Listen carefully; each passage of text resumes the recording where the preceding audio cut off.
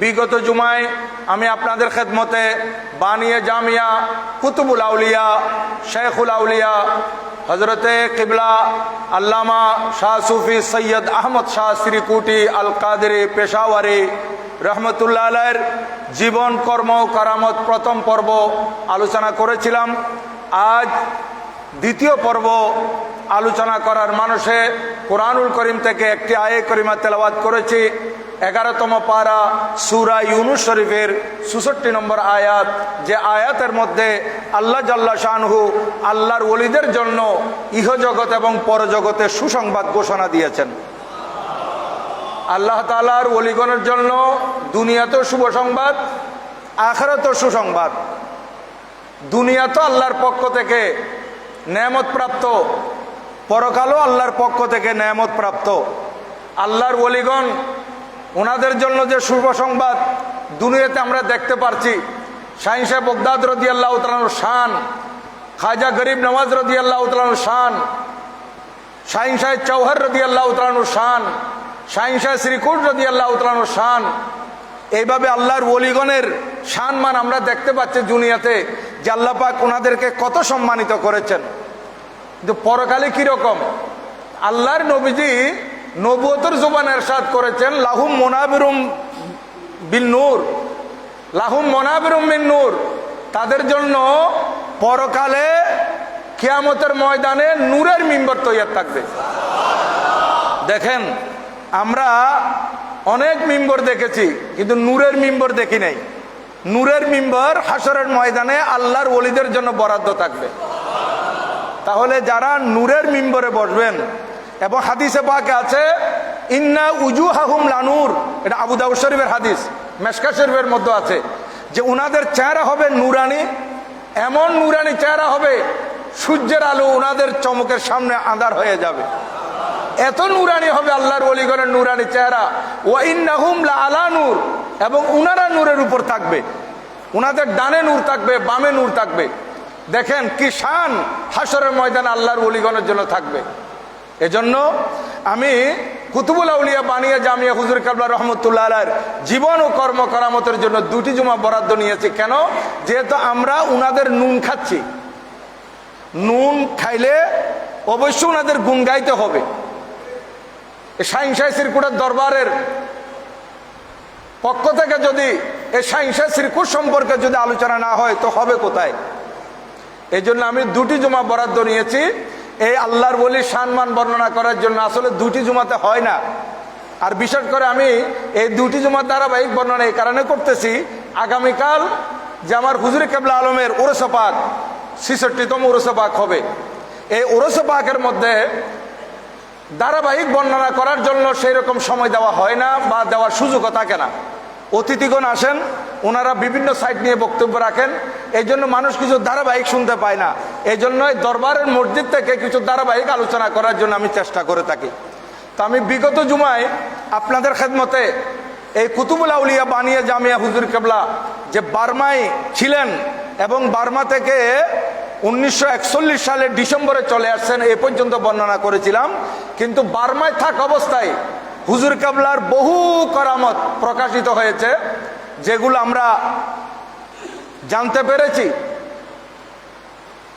এইভাবে যে হুজুর কিবলা বাঙালি সুন্নি জামে মসজিদে ইমামতি এবং খেতাবতের দায়িত্ব পালনকালে বহু বুদ্ধিস্ট, বহু হিন্দু হুজুর কিবলার দরবারে এসে হুজুর কিবলার আদর্শের সামনে অন্তর ঝুঁকিয়ে দিয়ে তারা কলমা পড়ে মুসলমান হয়েছে। একজন দুইজন নয়, শত শত কলমা পড়েছে হুজুর কিবলার হাতে। আর বিশেষ করে শাহিন শাহ শ্রীকুটকে এমন দৌলত দান করেছিলেন খাজা চরবি রহমতুল্লাহ আলাই, যে খাজাগান খলিফায়ে শাহ জিলান নায়েবে গৌসুল ওয়ারা হযরতে খাজা আব্দুর রহমান চরবি খিজরি আলভী রাদিয়াল্লাহু তাআলা আনহু শাহিন শাহ শ্রীকুটকে এমন ভাবে কবুল করেছিলেন যে উনি যেভাবে এলমে লদুনির ধারক বাহক ছিলেন, হুজুর খাজাগান খাজা চরবি রহমতুল্লাহ আলাই সব নেয়ামত উনার মুরিদে বাসফা এবং উনার প্রধান খলিফা শাহিন শাহ শ্রীকুট রাদিয়াল্লাহু তাআলা আনহুকে দান করেছিলেন। এই শাহিনশাহ শ্রীকোট রাদিয়াল্লাহু তাআলা আনহু যে এই বাঙালি মসজিদের খেতাবতে থাকাকালে ওখান থেকে চরবি রহমতুল্লাহ আলাইহির নজরে ছিলেন, যার কারণে হুজুর কেবলা শাহিনশাহ শ্রীকোট রাদিয়াল্লাহু তাআলা আনহুর উনার চেহারার ঝলক, উনার নূরানিয়ত এবং উনার আদব কায়দা আদর্শ চলাফেরা এগুলো সব দেখে মানুষ বিধর্মীরা ধর্মের দিকে এসেছে, অমুসলিমরা ইসলামের দিকে এসেছে, কলমা পড়ে মুসলমান হয়েছে। হুজুর শাহিনশাহ শ্রীকোট রাদিয়াল্লাহু তাআলা আনহু ভাইদেরকে শিক্ষা দিতেন, তালিম দিতেন, তরবিয়ত দিতেন। একটা হচ্ছে তালিম আর একটা হচ্ছে তরবিয়ত, একটা হচ্ছে শিক্ষা আর একটা হচ্ছে ওই তরবিয়ত আদর্শের শিক্ষা, এ সব দিতেন হুজুর কেবলা। এই শাহিনশাহ শ্রীকোট রাদিয়াল্লাহু তাআলা আনহু মুরিদান নিয়ে বসা, দেখা গেল এক মজ্জু বলি যার নাম আব্দুল হামিদ এবং ওনাকে সুলতানুল আউলিয়া বলা হতো, হঠাৎ করে উনি শাহিনশাহ শ্রীকোটের দরবারে তশরিফ নিয়ে আসলেন, বলতেছেন হুজুর আমাকে বায়েত করান। শাহিনশাহ শ্রীকোট কুতুবুল আউলিয়া রহমতুল্লাহ আলাইহি বলতে লাগলেন যে আপনি মজজুব মানুষ, আপনার কাপড়ে সুপরে কোনো ঠিক নাই, চলাফেরার কোনো ঠিক নাই, আপনি এদিক সেদিক যেদিকে ইচ্ছা সেদিকে যান, আপনাকে আমি কিভাবে বায়েত করাবো, আর আপনিও কেন আমার হাতে বায়েত হবেন, আপনি একজন মজজুব মানুষ। বলতেছেন হুজুর না আমাকে বায়েত করাতে হবে, আমি আপনার হাতে বায়েত হব। তো শাহিনশাহ শ্রীকোট কুতুবুল আউলিয়া বললেন যে আমার হাতে কেন বায়েত হবেন? বলো হুজুর না আমি আপনার হাতে বায়েত হব। তো বারবার যখন এসরার করতেছে, কুতুবুল আউলিয়া রহমতুল্লাহ আলাইহি বলতে লাগলেন যে আমার হাতে বায়েত হলে তো আপনাকে ভালো পোশাকও পরতে হবে, শরীয়ত মতে চলতে হবে, আমার পিছনে নামাজ পড়তে হবে। উনি বললেন যে হুজুর আমি শরীয়ত মোতাবেক চলবো, আপনার পিছনে নামাজ পড়বো, তারপর আপনি আমাকে বায়েত করান। বলে আপনি আমার হাতে বায়েত হবেন, এটা কি কারণ? বলে না হুজুর আপনি আমাকে বায়েত করাতে হবে। হ্যাঁ, এখন হুজুর কেবলা ওনাকে বায়েত করালেন। বায়েত করানোর পর দেখা যাচ্ছে যে সুলতানুল আউলিয়া আব্দুল হামিদ রহমতুল্লাহ আলাইহি উনি একেবারে শরীয়ত মোতাবেক চলতেছেন, পঞ্জাগারা নামাজ হুজুরের দরবারে পড়তেছেন।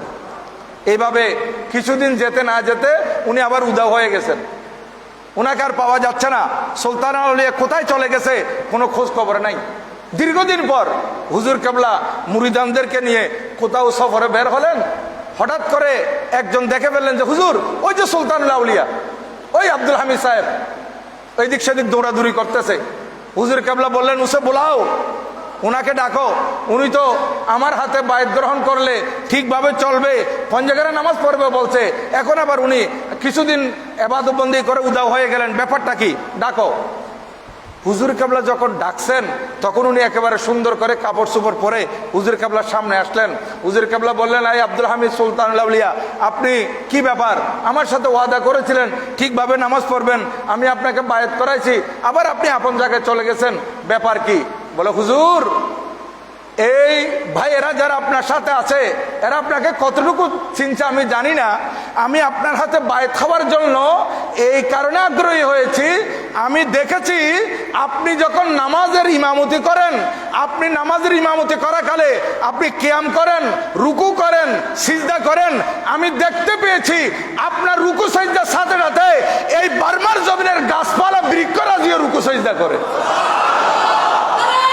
এই আল্লাহু আকবার, ইয়া রাসূলুল্লাহ সাল্লাল্লাহু আলাইহি ওয়াসাল্লাম, জিন্দাবাদ জিন্দাবাদ জিন্দাবাদ। জি, আমি দেখতে পাই যে বর্মার গাছপালা আপনার সাথে রুকু সিজদা করে, এজন্য আপনার সম্মান আপনার মকাম দেখে আমি বাধ্য হয়েছি আপনার হাতে বায়েত খাওয়ার জন্য। হুজুর আমি আপনার কাছে বায়েতও গ্রহণ করেছি, কিছুদিন নামাজও পড়েছি, কিন্তু হুজুর আমি তো আমার হালতে চলে আসছি, এখন আজকে যখন আপনি আমাকে দেখে ফেলেছেন আমি আপনার থেকে একটা ওয়াদা নেব হুজুর, কাল কিয়ামতের ময়দানে যেদিন আমরা একত্রিত হব শাহিনশাহ শ্রীকোটের একটা বড় শামিয়ানা থাকবে হুজুর, সেই সময় আল্লাহর দরবারে যখন আমরা উপস্থিত হব আপনি একটা আমার ব্যাপারে সুপারিশ করতে হবে যে সুলতানুল আউলিয়া আমার মুরিদ ছিল। দেখেন আজ আমরা কত বড় পীর মুর্শিদ পেয়েছি, কিরকম দরবার পেয়েছি, একজন মজলুম বলি শাহিন শাহ শ্রীকুটের সম্মান দেখেছেন উনি। তারপর হুজুর কেবলা বলেন ঠিক আছে, সুলতান আউলিয়া চলে গেল। শাহিন শাহ শ্রীকুটের মকাম কোথায় দেখেন, হুজুর বাঙালি মসজিদের বারান্দার মধ্যে আছেন, পাশ দিয়ে এক বুদ্ধিস মেয়ে যাচ্ছিল, খুব রূপসী সুন্দরী। হুজুর কেবলা বারবার দেখতেছিলেন। এই মেয়েটা খেয়াল করছে যে একজন আলেম মানুষ আমার দিকে কেন তাকাচ্ছে। তখন এই মেয়েটি সরাসরি জিজ্ঞাসা করলো, হুজুর আপনি একজন আলেম মানুষ, আমি মহিলা মানুষ, আমার দিকে বারবার তাকাচ্ছেন। তখন হুজুর কেবলা বলতে লাগলেন, তখন হুজুর কেবলার বয়সও তো অনেক, যেখানে হুজুর কেবলা 1856 বা 57 সালে যদি জন্ম হয়ে থাকে, এটা যদি হুজুর কেবলার এই 1940 বা 38, 39 এই সময়ের ঘটনা হয়ে থাকে, তখনও তো হুজুর কেবলার বয়স 80 ঊর্ধ্ব। হুজুর আপনি আমার দিকে তাকাচ্ছেন? বলে হ্যাঁ আমি তাকাচ্ছি এই কারণে যে আমি চিন্তা করতেছি আল্লাহর সৃষ্টির মধ্যে তোমাকে আল্লাহ পাক সুবহানাহু ওয়া তাআলা এত রূপগুণ দিয়েছে, কিন্তু আমি দেখতেছি তুমি এই রূপগুণ নিয়ে জাহান্নামের মধ্যে জ্বলতেছো। তোমাকে এত সুন্দর রূপ আল্লাহ পাক দান করেছেন, তোমার গঠন প্রণালী এত সুন্দর করেছেন, কিন্তু তুমি তো জাহান্নামী। তখন এই মহিলা বলতেছে, হুজুর তো জাহান্নাম থেকে বাঁচার উপায় কি? শাহিন শাহ শ্রীকুট রাদিয়াল্লাহু তাআলা বললেন, এ মেয়ে, তুমি যদি জাহান্নাম থেকে বাঁচতে চাও তাহলে তোমাকে কলমা পড়ে মুসলমান হতে হবে। তুমি যদি মুসলমান হয়ে যাও তাহলে তুমি জাহান্নাম থেকে বাঁচতে পারবে। বলে হুজুর তাহলে আপনি আমাকে কলমা পড়ে মুসলমান বানাই দেন। হুজুর আমি জাহান্নামে জ্বলতে চাই না, আমি জান্নাত পেতে চাই, জান্নাতে যেতে চাই, আমাকে কলমা পড়ে মুসলমান বানাই দেন। হুজুরের হাতে এই বুদ্ধিস্ট মেয়ে কলমা পড়ে মুসলমান হয়ে গেল, কিন্তু কলমাটা তার পারিবারিকভাবে কাউকে জানায় নাই, পরিবারের সমাজের কাউকে সে প্রকাশ করে নাই, এটা গোপন রেখেছে। কারণ প্রাণের ভয়ে সে যে কলমা পড়ছে এটা জানলে তার মা বাবা পাড়া প্রতিবেশী সবাই তার উপর আক্রমণ করবে, হামলা করবে, ভয়ে এটা গোপন রেখেছে। এই মহিলা কিছুদিন পরে ইন্তিকাল করেছে। ইন্না লিল্লাহি ওয়া ইন্না ইলাইহি রাজিউন। ইন্তেকাল যখন করলো তখন এই মহিলাকে ইন্তেকাল করার পর দেখা যাচ্ছে তাদের ধর্ম অনুযায়ী জ্বালিয়ে ফেলবে, পুড়ে ফেলবে। এখন মুসলমানরা যখন খবর পেয়েছে, তার মুসলমানরা তো জানে যে এই মহিলা হুজুরের হাতে কলমা পড়েছে, তখন তারা মহিলার বাড়িতে গিয়ে উপস্থিত। বুদ্ধিস্ট লোকেরা আশ্চর্য হয়ে গেল, আমার ঘরে মুসলমান কেন আসলো? বলে আমরা আসছি এই কারণে যে আপনার মেয়েটা কলমা পড়ে মুসলমান হয়েছে ওই বাঙালি মসজিদের খতিব হুজুরের হাতে। কি বলেন, মুসলমান হয়েছে? কেমনে? আমরা কোনোদিন জানলাম না, হয়েছে তো আমাদের ঘরের মেয়ে, আমরা জানবো না, আপনারা বলতেছেন মুসলমান হয়েছে, এটা কেমনে হয়? না, আমরা এটা মানি না, এটা আমরা বিশ্বাস করি না, আমরা আমাদের ধর্ম মতে সৎকার করব। এখন এটা নিয়ে হট্টগোল হয়ে গেল। শেষ পর্যন্ত পুলিশ আসলো, ম্যাজিস্ট্রেট আসলো ওই মহিলার ঘরে। এইদিকে শাহিন শাহ শ্রীকুট হুজুর কেবলাকে খবর দেওয়া হলো, হুজুরও তসরিফ নিয়ে আসলেন এই মহিলার ঘরে। আসার পর এখন ম্যাজিস্ট্রেট বলতে লাগলেন, আপনারা মুসলমানরা বলতেছেন এই মেয়ে মুসলমান হয়েছে, আর এরা বলতেছে এরা জানে না, এটা আমি বিচার কিভাবে করব, সমাধান কিভাবে হতে পারে? তখন শাহিন শাহ শ্রীকুট রাদিয়াল্লাহু তাআলা বললেন, যদি এই মেয়ে নিজে বলে, এত মৃত মহিলা, মৃত মেয়ে, শাহিন শাহ শ্রীকুট রাদিয়াল্লাহু তাআলা বলতেছেন যদি নিজে বলে, ম্যাজিস্ট্রেট বলতেছে যদি নিজে বলে তার কোনো সাক্ষী খবর দরকার হবে না। যখন এই কথা বলা হলো, হুজুর শাহিন শাহ শ্রীকুট রাদিয়াল্লাহু তাআলা বলেন, বাচ্চি এ আমার মেয়ে, তুমি বলে দাও তুমি যে কলমা পড়েছো সেইটা। এই মৃত মহিলাও শাহিন শাহ শ্রীকুট রাদিয়াল্লাহু তাআলার আহ্বানে সাথে সাথে জিন্দা হয়ে কলমা পড়ে আবার মৃত্যু বরণ করেছে। দেখেন শাহিন শাহ শ্রীকুট রাদিয়াল্লাহু তাআলার কারামত। আল্লাহর ওলিকে আল্লাহ পাক সুবহানাহু ওয়া তাআলা কেমন অলৌকিক ঘটনা, কেমন কারামত, কেমন আধ্যাত্মিকতা দান করেছেন, এগুলার বিনিময়ে আজ এই বার্মার জমিনে হুজুর কেবলার ভক্ত, হুজুর কেবলার অনুরক্ত, হুজুর কেবলার মুরিদানের সংখ্যা বাড়তেই আছে। এইভাবে বেড়েছিল শাহিন শাহ শ্রীকুটের এই বার্মার জমিনে মুরিদান, এবং বার্মার জমিনে এইভাবে ইসলামের খেদমত করেছিলেন হুজুর কেবলা। আপনারা তো জানেন কাকা সর্দারের কথা। এই কাকা সর্দার রেঙ্গুনের মধ্যে প্রভাবশালী এক ব্যক্তি ছিল, সর্দার ছিল। হ্যাঁ, সে আর এরা তো বুদ্ধিস্ট, সবসময় মদের উপর পড়ে থাকতো, মদের নেশায় থাকতো। একদিন সে আপন জায়গায় বসা, তার সামনে দিয়ে সহজে মানুষ যাইতে চাইতো না, ভয় পাইতো কোন সময় কাকে কি বলে। কিন্তু আমাদের হুজুর কেবলার মুরিদ রৌজানের গোস্তির সুফি আব্দুল গফুর রহমতুল্লাহ আলাই, উনি হুজুর কেবলার দরবারের দিকে যাচ্ছেন কাকা সর্দারের সামনে দিয়ে। যাওয়ার সময় কাকা সর্দার সুফি আব্দুল গফুর রহমতুল্লাহ আলাইকে দেখে বলতে, সুফি কিধর যা রাহা হ্যায়, এ সুফি তুমি কোথায় যাচ্ছ? বলে আমি হুজুর কেবলার দরবারে যাচ্ছি। তো বলতে, হুজুর কেবলার দরবারে যাচ্ছ, ওখানে কি পাও তোমরা গেলে? বলে ওহা জন্নত মিলতি হে।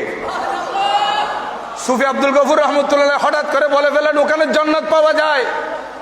এই কথা বলার সাথে সাথে কাকা সর্দার হঠাৎ করে বলল যে মুঝে ভি জন্নত চাহিয়ে, জন্নত আমিও চাই।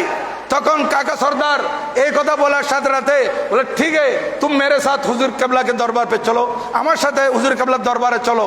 তখন হুজুর কেবলার দরবারে কাকা সর্দার সুফি আব্দুল গফুর রহমতুল্লাহ সাথে উপস্থিত। সেখানে যারা মুরিদানরা ছিলেন, ভক্ত অনুরক্তরা ছিলেন, ওনারা ভয় পেয়ে গেলেন যে এখন কাকা সর্দার আসে, কি হয় না কি হয় আল্লাহ গফুর রহিম জানে। এখন এই কাকা সর্দার কেন আসলো?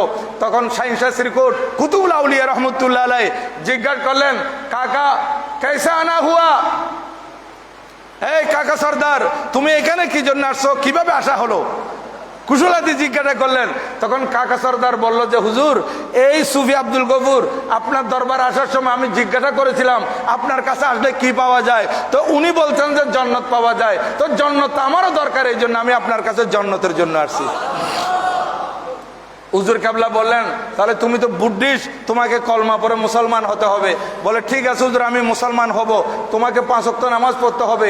হুজুর আমি 5 ওয়াক্ত নামাজ পড়বো, কিন্তু হুজুর একটা কথা, আপনি সামনের দিকে আর বলবেন না আমি এই যে মদ শরাব পান করে এটা আমার মদের নেশা, আর আমি একটু পতিতালয়ে যাই হুজুর, আমার খারাপ অভ্যাস আছে, এগুলো তো আমি সহজে ছাড়তে পারবো না। তখন আমার হুজুর কেবলা সুন্দর করে তাকে বুঝাই দিলেন, ঠিক আছে তুমি মদ্য পান করবে, কিন্তু শুকুর ছানা পান করবে না। শুকর ছানা পান করবে না, শুকরের বাচ্চা পান করবে না, শুকরের বাচ্চা খাবে না। তুমি মদ খাবে, শুকরের বাচ্চা খাবে না।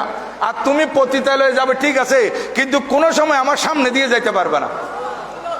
বলো হুজুর আপনার সামনে দিয়ে কেমনে যাব?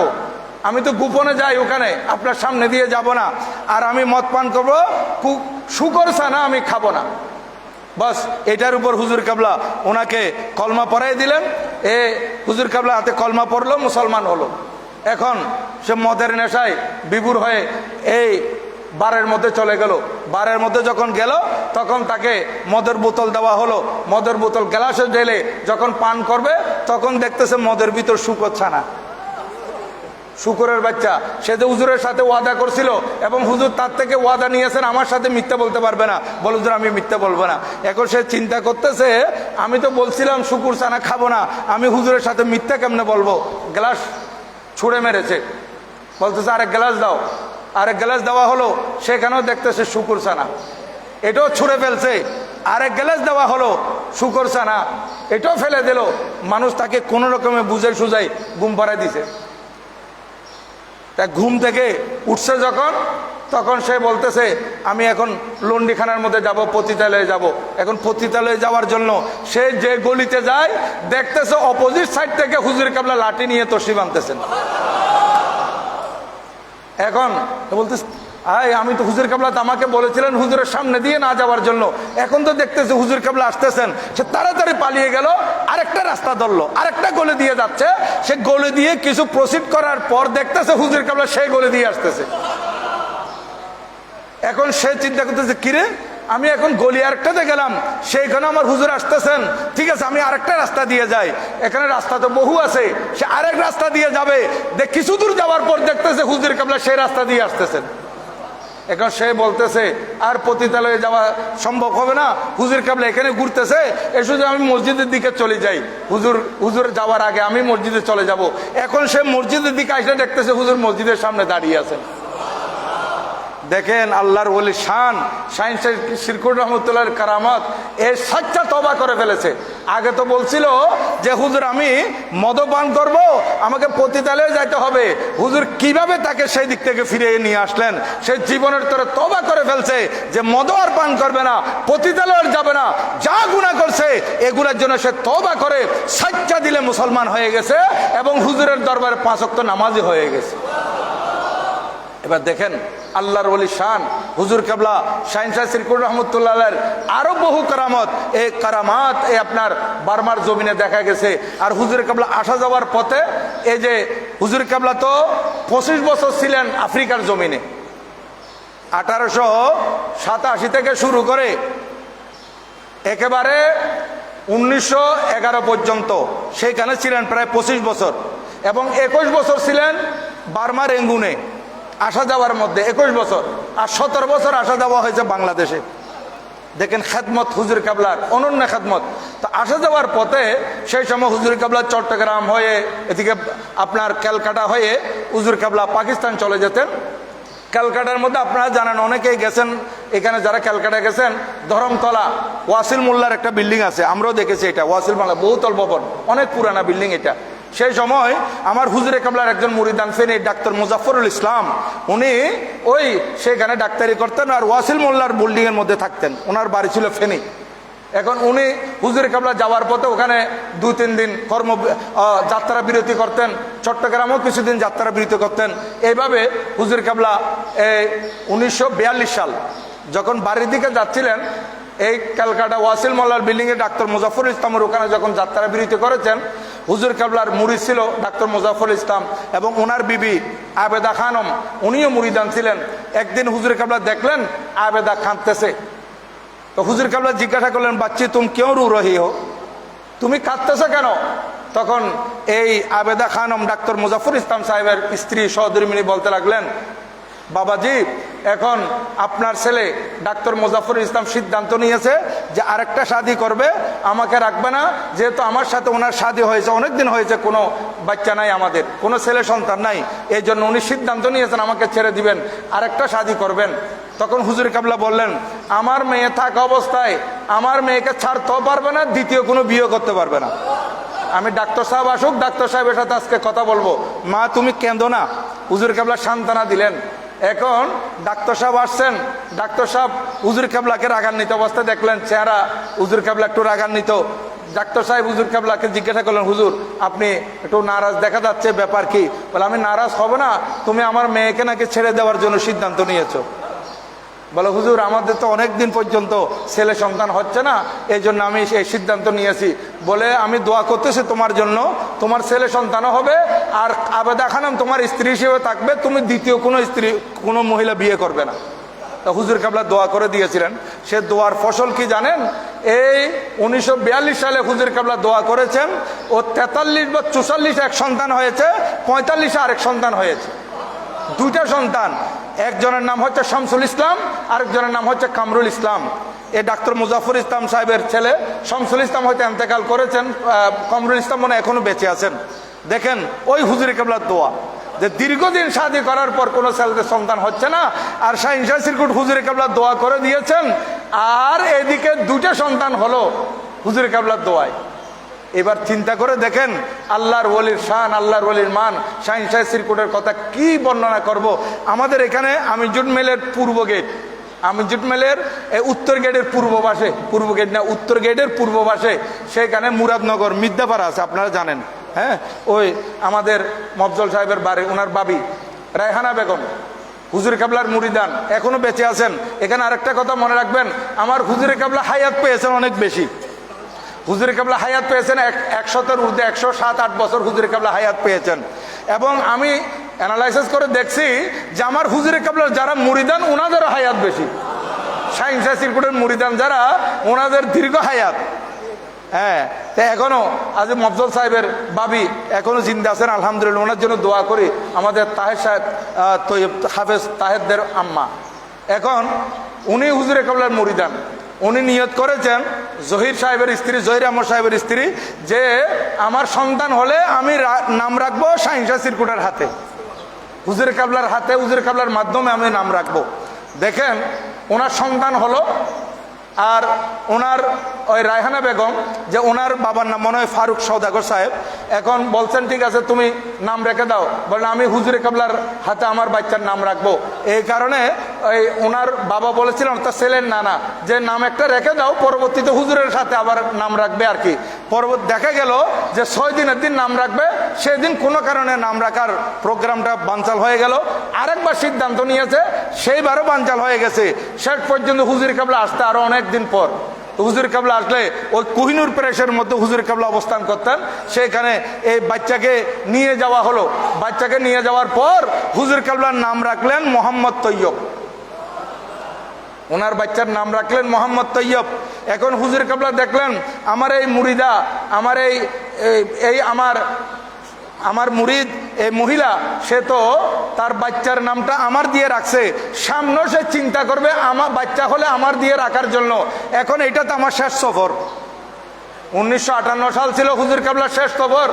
দেখেন লৌহে মাহফুজ হাসতে পেশে আউলিয়া, লৌহে মাহফুজ আল্লাহর ওলিদের সামনে, আল্লাহর ওলিরা লৌহে মাহফুজ দেখে দেখে কথা বলতে পারে।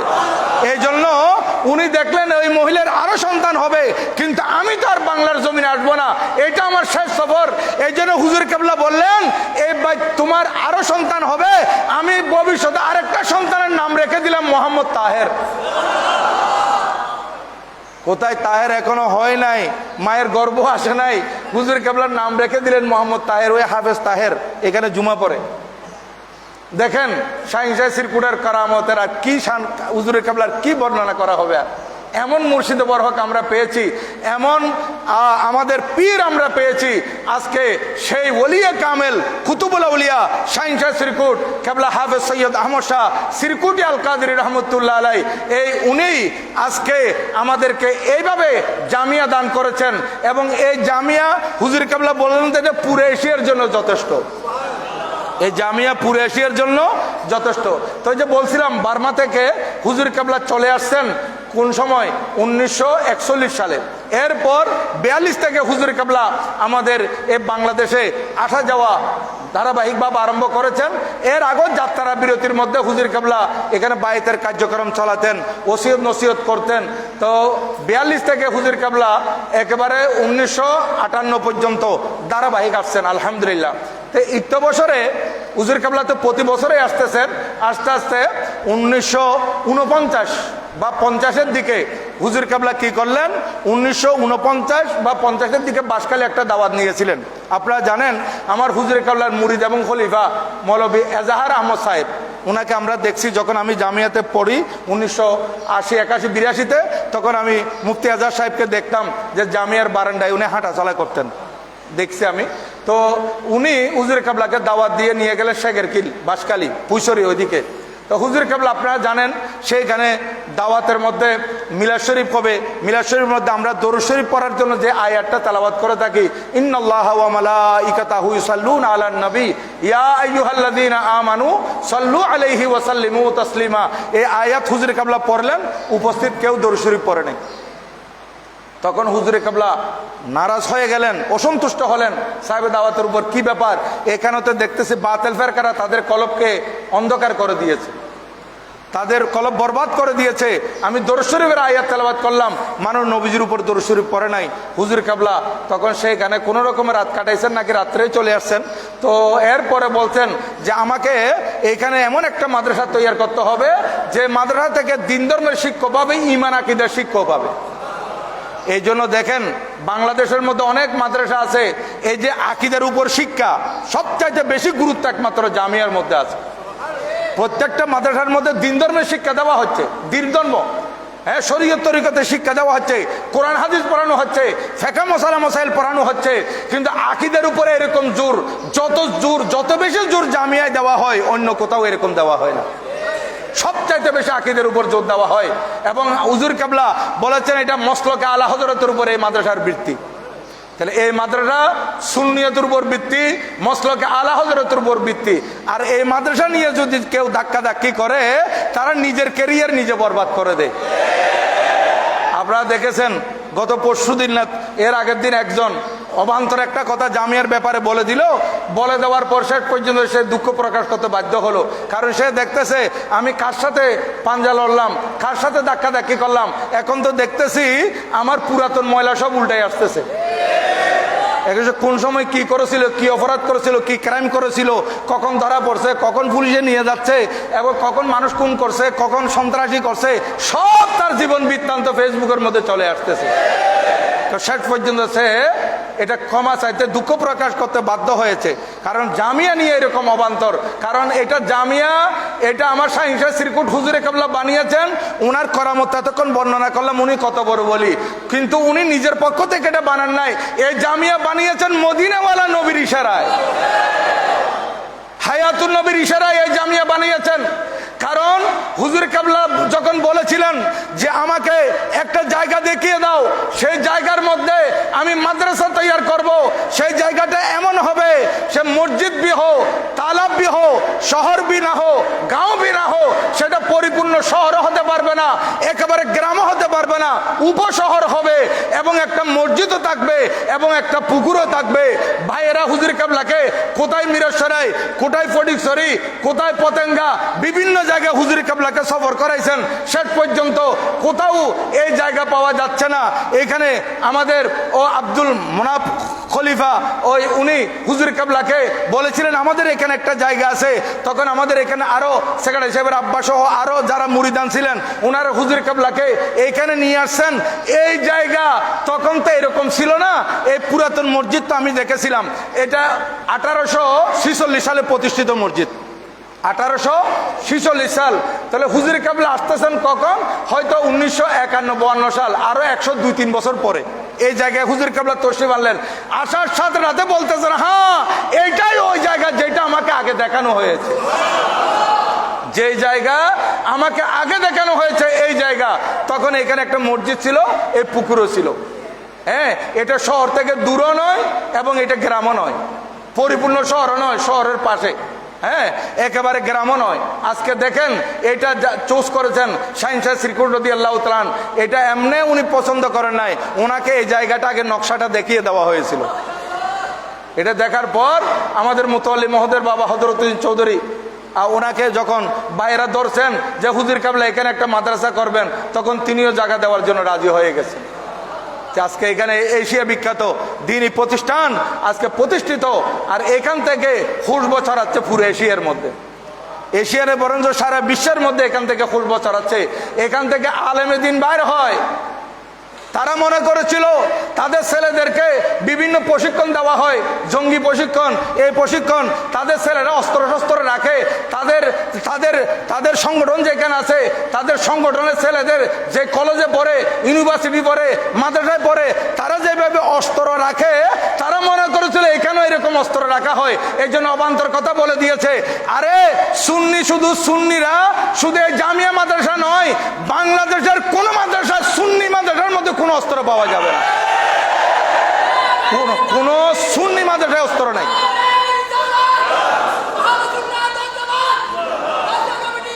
অস্ত্র কোথায় কোথায় পাওয়া যায়, কোন কোন প্রতিষ্ঠানে পাওয়া যায়, এগুলো আপনারা জানেন, এগুলো মিডিয়ার মধ্যে আসছে। কাদের কাদের মাদ্রাসায় অস্ত্র পাওয়া যায়, কারা জঙ্গির প্রশিক্ষণ দেয়। আমরা সুন্নিরা জঙ্গি প্রশিক্ষণ দিতে হয় না, আমরা মদিনাওয়ালা আকার আদর্শ প্রচার করি। এখানে এটা সুন্নিয়া মাদ্রাসা, এটা জামিয়া আহমদিয়া সুন্নিয়া মাদ্রাসা। শুধু এটা নয়, সুন্নি জামাতের যত মাদ্রাসা আছে প্রত্যেকটা মাদ্রাসা ছাত্রদের মধ্যে আদর্শ আছে, আখলাক আছে। আরে এখানে যে আমেরিকা রাশিয়ার বানানো অস্ত্র এখানে পাওয়া যাবে না, কিংবা দেশীয় অস্ত্র এখানে পাওয়া যাবে না, এখানে লাঠি ছোটা পাওয়া যাবে না।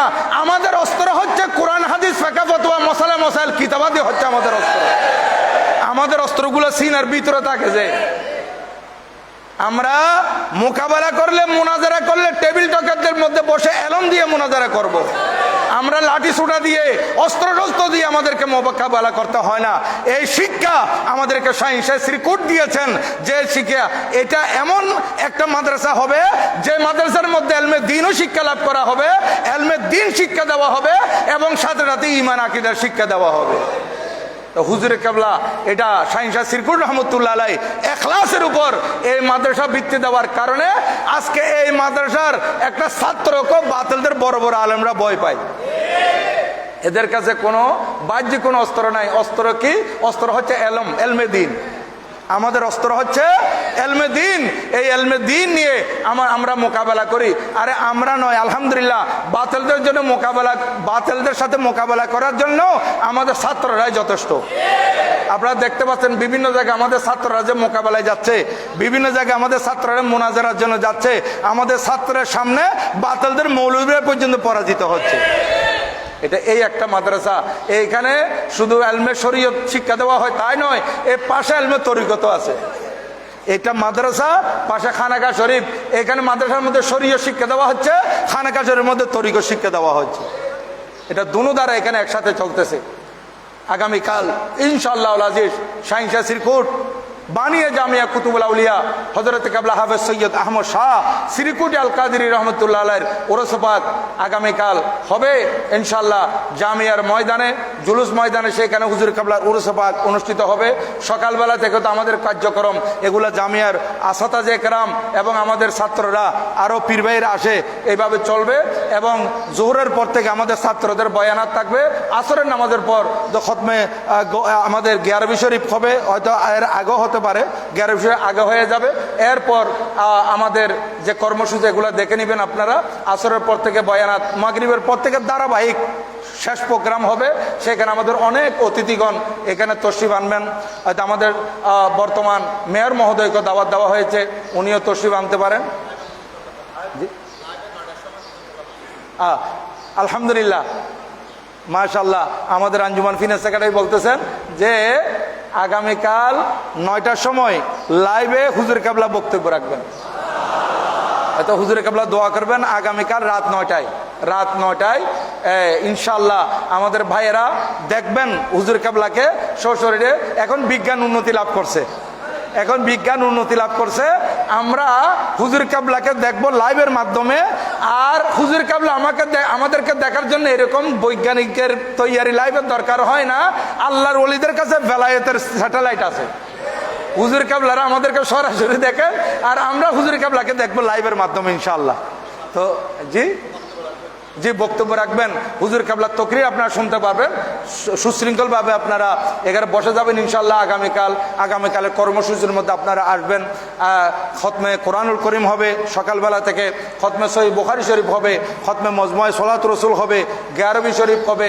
এইভাবে রাত্রে তবরকাতের ব্যবস্থা থাকবে। আপনারা প্রত্যেকে আসবেন, প্রত্যেকে দাওয়াত দেওয়া হচ্ছে। এই আল্লাহর ওলি আমাদের থেকে এই বিশাল খেদমত আঞ্জাম দিয়ে বিদায় নিয়েছিলেন 27শে এপ্রিল 1961 সালে হুজুর কাবলা এন্তেকাল করেছেন। মোতাবেক 11 জিলকত 1380 হিজরি, 11 জিলকত 1380 হিজরিতে হুজুর কাবলা আমাদের থেকে পর্দা নিয়ে করেছেন।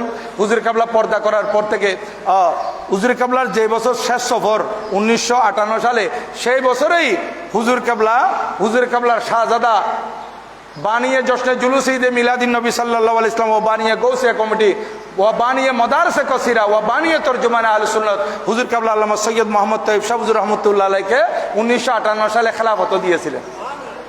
হ্যাঁ, কারণ হুজুর কাবলা জানেন, আল্লাহর ওলিরা জানে, আল্লাহর ওলিদেরকে আল্লাহ পাক জানিয়ে দিয়েছেন যে ওনার এটা শেষ সফর হবে, এর পরবর্তীতে ওনার শাহজাদা এই দায়িত্ব পালন করতে হবে। এইভাবে হুজুর কাবলাকে খেলাফত দিয়েছিলেন। এবং হুজুর কাবলা এর পরে 1961 সালে হুজুরের 40 প্রোগ্রামে এখানে এসেছিলেন।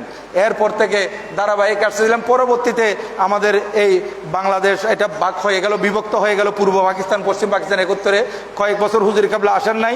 আর আবার হুজুর কাবলা 1976 থেকে ধারাবাহিক তশরিফ এনেছিলেন, 86 পর্যন্ত ধারাবাহিক তশরিফ এনেছিলেন। মাঝে মনে হয় একবার গ্যাপ হয়েছিল। তো আল্লাহ পাক সুবহানাহু ওয়া তাআলা আল্লাহর ওলির যে কারামত এবং আল্লাহর ওলির যে খেদমত আমি বর্ণনা করলাম, এগুলা কেন বর্ণনা করছি জানেন? জিক্রুল আউলিয়ায়ে ইবাদা, আল্লাহর ওলিগণের আলোচনা করা এটা ইবাদত এবং কফারা। ওয়া জিক্রুল আম্বিয়ায়ে ইবাদা ওয়া জিক্রু সালিহিনা কফারা। আম্বিয়া কেরামের জিকির আলোচনা এটা ইবাদত, এবং আউলিয়া কেরামের আলোচনা করা এটা গুনাহের কফারা। দেখেন, এবং তানজিলুর রহমা ইনদা জিক্রি সালিহিন, আল্লাহর ওলিগণের জিকির যখন করা হয়, আল্লাহর ওলিদের আলোচনা যখন করা হয়, আল্লাহর পক্ষ থেকে রহমত নাযিল হয়। আজকে আমরা অনেক রহমতের বাগী হয়েছি যে শাহিন শাহ সিরকুটের আলোচনা আমরা করেছি এবং শুনেছি, এবং কালকে আসবেন। এবং সাথে সাথে আরেকটা এলান আপনাদের কাছে করছি, আগামী 14 মে বুধবার, অর্থাৎ আগামী বুধবার আমাদের শের মিল্লত আমার পরম শ্রদ্ধাভাজন উস্তাদ হুজুর জামিয়া সাবেক সাইকুল হাদিস আল্লামা মুফতি ওবায়দুল হক নঈমী রহমতুল্লাহ আলাইহির ৫ম ওয়াফাত বার্ষিক উপলক্ষে সরল সভা হবে সেন্ট্রাল হল, হামজারবাগের সেন্ট্রাল হলের মধ্যে বাদে মাগরিব থেকে, আগামী বুধবার বাদে মাগরিব 14 মে। আপনাদেরকে সেখানেও ওনার পরিবারের পক্ষ থেকে এবং শের মিল্লাত ফাউন্ডেশনের পক্ষ থেকে আপনাদেরকে দাওয়াত দেওয়া হচ্ছে, আপনারা সেখানেও যাবেন। আল্লাহ পাক সুবহানাহু ওয়া তাআলা যে ওলিয়ে কামিলের এতক্ষণ পর্যন্ত আলোচনা হয়েছে ওনার ফুয়জাত দিয়ে আমাদেরকে মালামাল করুন, আমিন। ওয়া মা আলাইনা ইল্লাল বালাগ। ওয়া আসসালামু আলাইকুম ওয়া রাহমাতুল্লাহি তাআলা ওয়া বারাকাতুহু।